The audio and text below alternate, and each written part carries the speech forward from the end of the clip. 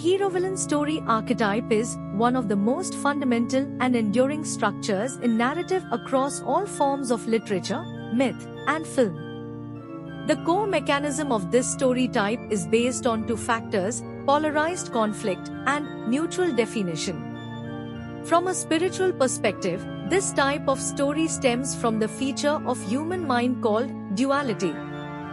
In this case, this is the duality of the hero, light, and the villain, shadow.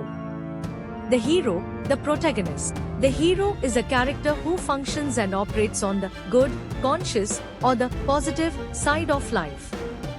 He rises to the challenge posed by the villain to restore the balance or improve the world. His journey often involves inner transformation alongside external battles. Sometimes, the role of the hero might be to protect or sustain a code, or return to a state of normalcy or order, or achieve a greater goal. The villain shadow, the antagonist. The villain, in contrast to the hero, is his shadow. He represents the duality of life. He indicates all the weirdness and darkness that lurks beneath the positive good facade of the hero, the mud that makes the hero, the hero. Without the existence of this villain, the hero wouldn't exist. They are two sides of the same coin. He represents all the unobserved fears, desires, hatreds, anxieties, and everything that secretly boils within the deepest trenches of the hero's mind. So while he reveals them to the hero, the agitated hero undergoes annihilation while traversing a journey of transformation. Joseph Campbell named this process Hero's Journey. Hero's Journey. According to Joseph Campbell's concept of hero's journey, outlined in The Hero with 1,000 Faces, this hero-villain story is constructed in three main stages: departure, initiation, and return, collectively called monomyth. The hero receives a call to adventure that beckons him to leave their familiar world.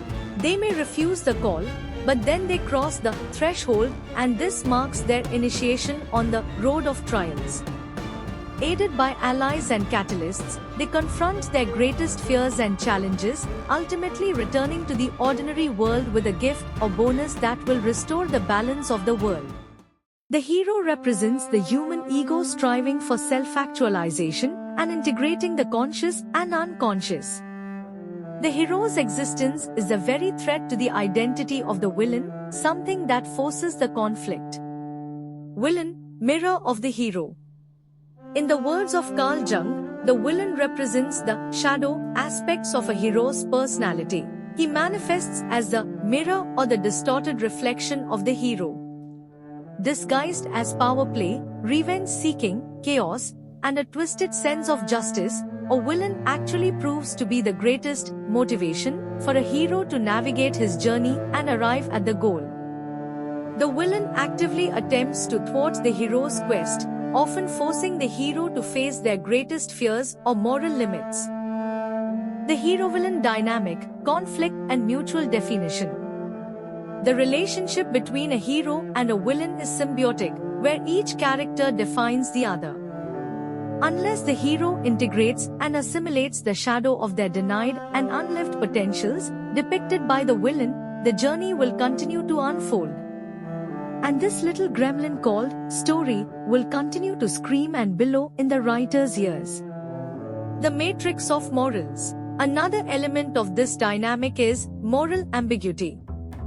In Moby Dick, for instance, Captain Ahab is driven by an obsessive, destructive quest for revenge, which challenges the moral position of the protagonist. The villain could also be an impersonal character, or the destructive force, like the Big Brother in George Orwell's 1984.